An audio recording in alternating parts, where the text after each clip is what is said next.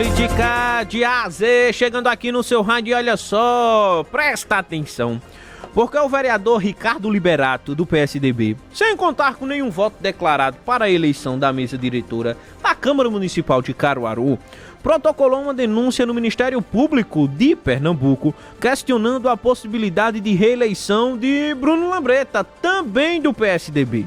A gente vai ouvir uma entrevista que Mário Flávio realizou ontem dentro do Manhã Cidade com o procurador da Câmara Municipal, João Américo, vai explicar, realmente, se vai pra frente, se não vai, se o Bruno pode ser candidato, não pode, e a gente acompanha a partir de agora. Você pega surpresa com o anúncio, que o vereador Ricardo Liberato acionou o Ministério Público para que tente barrar aí a candidatura à reeleição do presidente da Câmara, Bruno Lambreta. A gente já explicou esse assunto aqui várias vezes. Enfim, vamos agora bater um papo com o procurador da Câmara Municipal, doutor João Américo, para que ele possa explicar para a gente como é que a Câmara recebeu essa notícia, essa informação, essa notificação do Ministério Público e essa recomendação do Ministério Público. Bom dia, doutor João, seja bem-vindo à Rádio Cidade. Bom dia, Mário Flávio. Bom dia, Renata, todos os ouvintes da Rádio Cidade. É sempre um prazer renovado falar com vocês. Hoje eu vou falar tentar simplificar termos complexos que foram definidos pelo Supremo Tribunal Federal, eficácia retroativa limitada e modulação dos efeitos da decisão. Mas vamos começar tentando explicar. A primeira questão: quantas vezes o presidente de uma Câmara de Vereadores, depois de uma decisão do Supremo de 2021, pode ser reeleito? A resposta, uma vez só. Então você só tem direito a uma reeleição, com base no princípio republicano, na alternância do poder, no princípio democrático. Se você só pode ser presidente da República uma vez de forma subsequente, essa lógica é estendida às assembleias legislativas e às câmaras de vereadores. Aí a pergunta vem em sequência. Então, se só pode uma vez, Bruno Lambreta não poderia, porque ele é presidente primeiro biênio 21-22, segundo biênio 23-24. Mas o Supremo Tribunal Federal, entendendo a celeuma, unificou 10, vejam bem, os que tratavam do mesmo tema, além de ADPFs, e disse assim: em 7, ou seja, essa decisão só vale de 7 de dezembro de 2022 para frente. Por isso que é eficácia retroativa limitada. Então, essa é a primeira coisa. E depois a modulação, ou seja, ele modulou os efeitos para estabelecer essa lógica. Essa lógica, que foi o julgamento da ADIM 6.524, também foi aplicada aqui em Pernambuco, mais especificamente na Câmara Regional, mais especificamente em um processo da relatoria do douto desembargador, doutor Paulo Augusto, que tratava desse tema. Ao discutir essa questão, ele entendeu que serão consideradas, para fins de inegibilidade, as composições eleitas, não serão consideradas para fins de inegibilidade as composições eleitas antes de 7/1 de 2021. Então, a eleição de Bruno Lambreta para o primeiro biênio 21-22 foi quando? Dia 1/1 de 2021. Parece até meio cabalístico.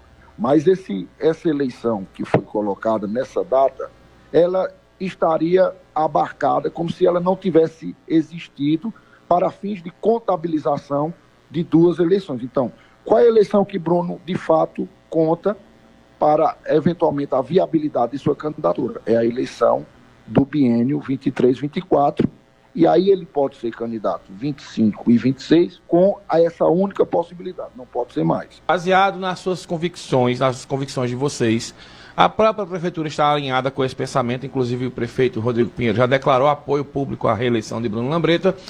A pergunta é: qual vai ser a resposta que vocês vão dar ao Ministério Público? Ou vocês vão seguir aí essa recomendação ou responder que não vão seguir? Como é que vocês vão reagir com relação à provocação que foi feita ao Ministério Público? O melhor jornalista eu aprendi é que faz a pergunta mais correta, porque no fim das contas é isso. A gente fala em abstrato e você, Mário Flávio, traz a coisa para o concreto, para o real. tem um ofício do Ministério Público, o que é que vai ser feito?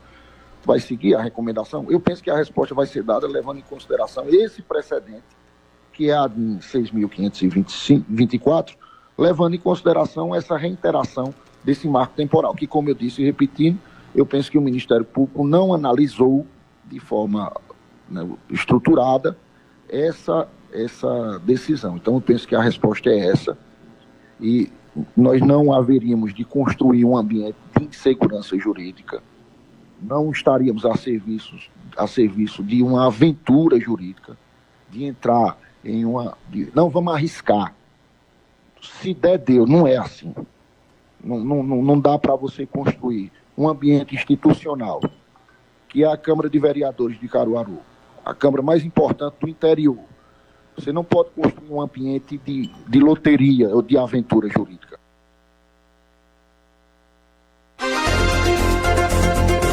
Então tá aí, gente, a explicação, né, do procurador da Câmara, o João Américo, após toda essa repercussão, né, desse caso do Ricardo Liberato, que vai pro Ministério Público, vai pra Justiça, e só Jesus sabe agora como é que vai ficar essa questão na Câmara de Vereadores de Caruaru para a eleição dessa mesa diretora, que deve acontecer agora, dia 1º de janeiro.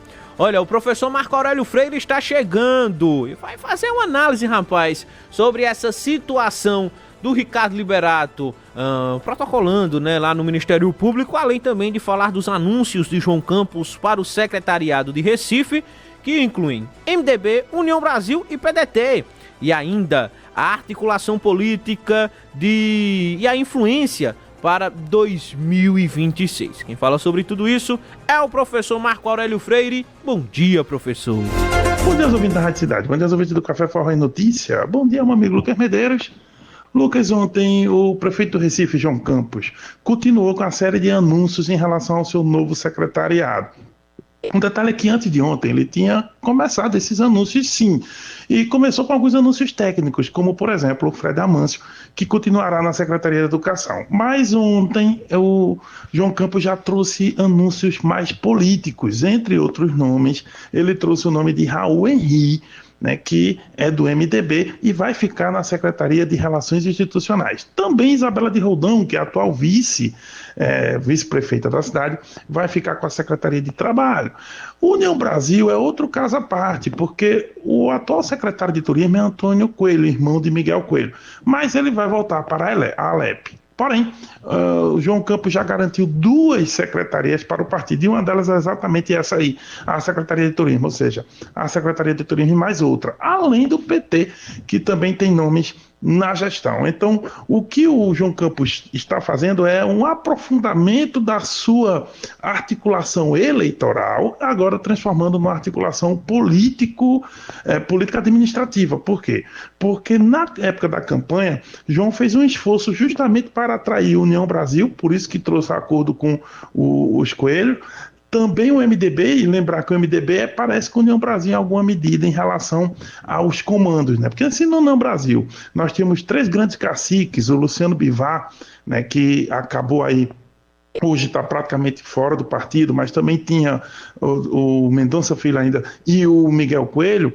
No caso do MDB, nós temos também alguns nomes, o Raul Henri, que é um presidente, já foi presidente do partido, enfim, um grande nome de articulação do MDB. Também o Paulo Roberto Arruda, que é prefeito reeleito de Vitória de Santo Antão e pai de Isa Arruda, deputada federal do partido, e também o Fernando Eire, que é senador, né, já que ele era suplente de Jarbas Vasconcelos e agora é o titular do mandato. Então o MDB tem esses 3 grandes nomes. O que o prefeito do Recife está fazendo é atrair Raul Henri, tentando atrair também o Isa Arruda, né, e para ficar com o Dueire. Agora, Dueire, ele fala bem de João Campos e fala bem de Raquel Lira, porém, hoje o MDB já estava na campanha de João Campos e agora vai para a gestão. União Brasil, do mesmo modo. O PDT, que andou se chateando justamente porque João Campos não manteve a vice para o partido, o PDT acabou fazendo campanha para João Campos e agora vai para a gestão com a própria Isabela de Roldão. Então, o que nós temos visto é uma articulação política de João Campos que saiu do campo eleitoral, que foi o ano 2024, para o campo da gestão, completamente agora em 2025.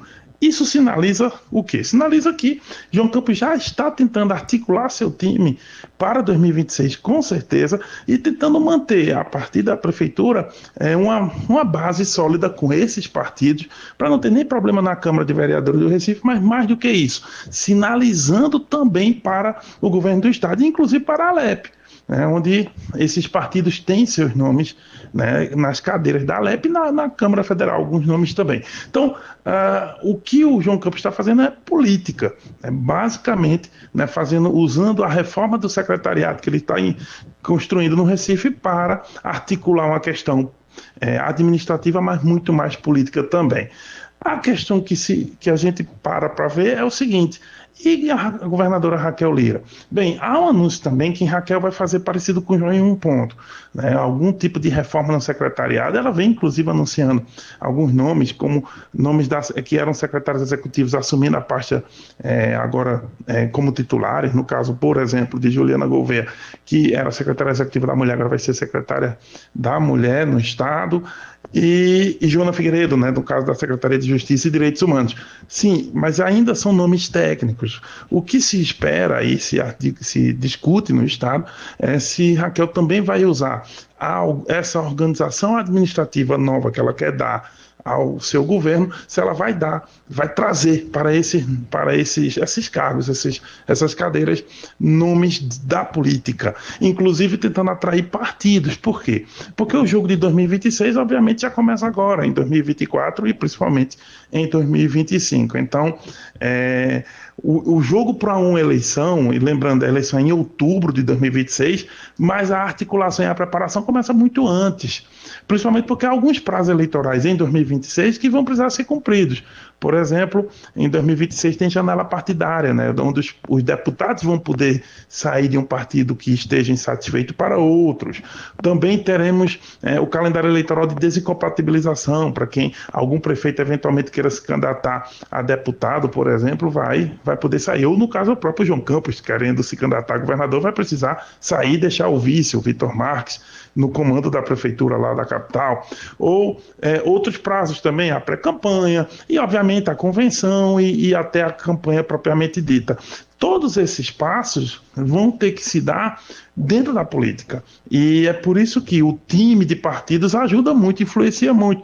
Claro que alguns vão dizer, não, mas tem a gestão, também precisa ter uma boa gestão, entregas, obras, claro, isso é do jogo, mas ninguém faz, ninguém faz um governo sozinho. Então vai ser necessário a gente observar a habilidade política. No caso da governadora é de João Campos, cada um no seu papel, de administradores, eles são administradores no caso do Estado e da Recife, respectivamente. A gente vai olhar um pouco essa habilidade, a habilidade de gestão para entregas, para obras, para a opinião pública, mas obviamente também para a política. Então são dois campos. Ganhar o jogo no coração das pessoas, do eleitorado, mas também ganhar o jogo em relação aos agentes políticos. Enfim, é uma grande disputa que promete aí vários e vários capítulos. Mas aí, a conferir, a gente volta amanhã com mais comentários, se Deus quiser. Zap Zap da Cidade. No Zap Zap